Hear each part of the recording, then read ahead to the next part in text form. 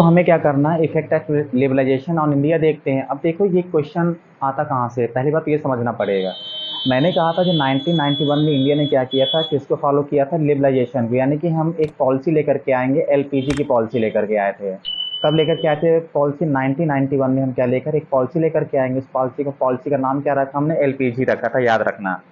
इसका मतलब क्या होता है, लिबरलाइजेशन क्या होता है, लिबरलाइजेशन जो हमने बात कर ली थी पहले ही क्या होता है। फिर हमने दूसरा जो हमारा फैक्टर था प्राइवेटाइजेशन, प्राइवेटाइजेशन की ओर हम गए थे।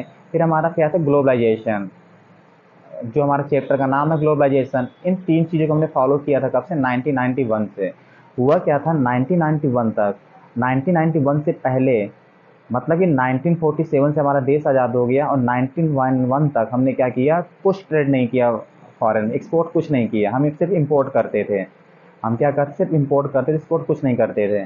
तो अब जब व्यक्ति क्या होगा, कुछ इंपोर्ट एक्सपोर्ट नहीं करेगा, सिर्फ इंपोर्ट इंपोर्ट करेगा, तो उसके पास में पैसा कहाँ से होगा खाने पीने के लिए, उसके पास में पैसा कहाँ से हो सकता था, उसको खाने पीने की आवश्यकताएं कहाँ से पूरी होंगी। तो 1991 में इंडिया की कंडीशन क्या हो जाती है, ख़राब हो जाती है। हमारे देश में सिर्फ कितने दिन के लिए रह गया था, 15 दिन के लिए रह गया था खाने के लिए, यानी कि सिर्फ 15 दिन की व्यवस्था इंडिया कर सकता था 1991 में, ऐसी कंडीशन आ सक गई थी। उस समय जो हमारे कह सकते हैं जो फाइनेंस मिनिस्टर थे वो कौन से, मनमोहन सिंह थे। कौन थे, मनमोहन सिंह थे, जो भारत के प्रधानमंत्री बने थे बाद में, मनमोहन सिंह थे। तो ये इनको टारगेट दिया गया था, पीवी नरसिम्हा राव के समय गवर्नमेंट थी शायद, तो वहाँ पर इनको टारगेट दिया गया था कि आपको किसी भी तरह से इंडिया को बचाना है इन सब से। तो उसी समय मनमोहन सिंह ने किसकी पॉलिसी लॉन्च की थी, एलपीजी की, मतलब लिबरलाइजेशन, प्राइवेटाइजेशन, ग्लोबलाइजेशन। तब से इंडिया ने क्या कर दिया, 1991 से क्या कर दिया, ग्लोबलाइजेशन को फॉलो करता है।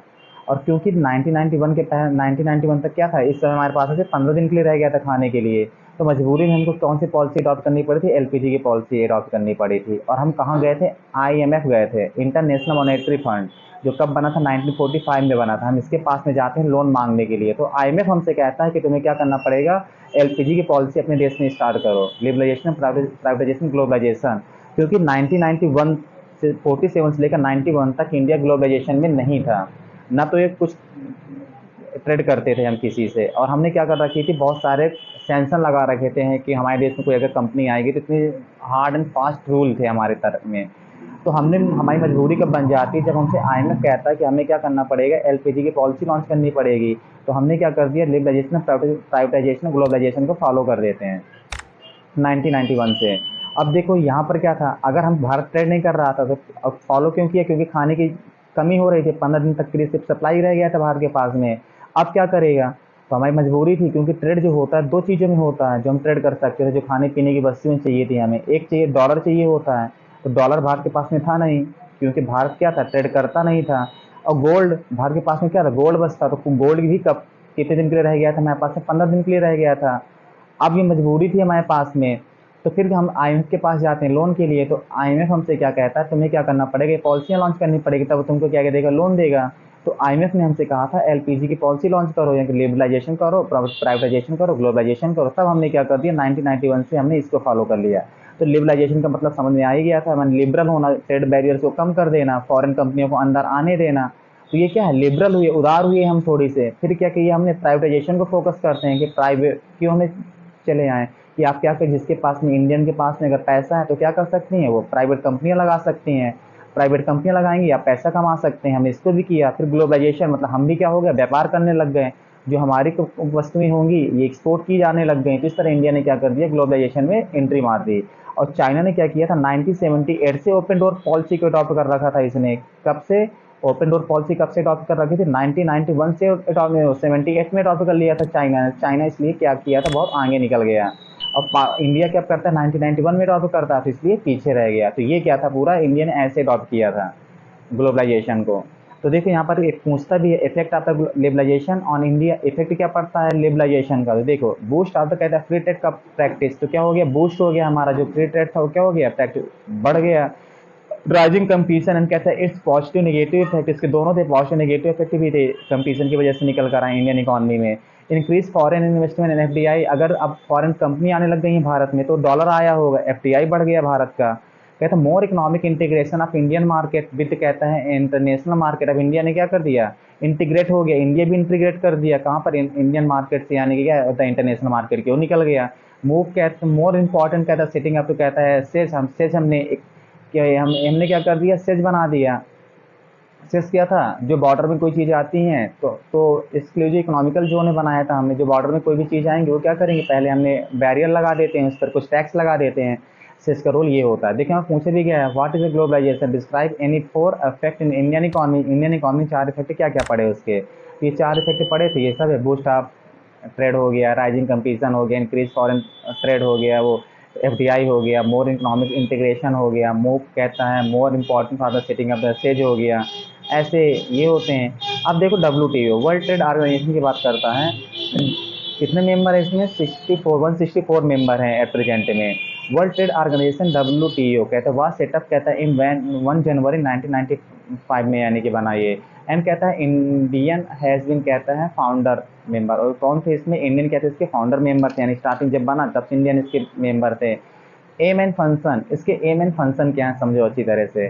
तो लिबरल कहता है, लिबरलाइज कहता है इंटरनेशनल ट्रेड, क्या करना है, ज़्यादा से ज़्यादा लिबरल होना है ट्रेड के मामले में। इस्टेब्लिश कहता है रूलर रिगार्डिंग कहता है रूल, यानी कि बनाना है कि किसके रिगार्डिंग, रूलर इंटरनेशनल ट्रेड के रिगार्डिंग रूल्स एंड रेगुलेशन को बनाना, जिसको क्या करें सारे लोग फॉलो करें।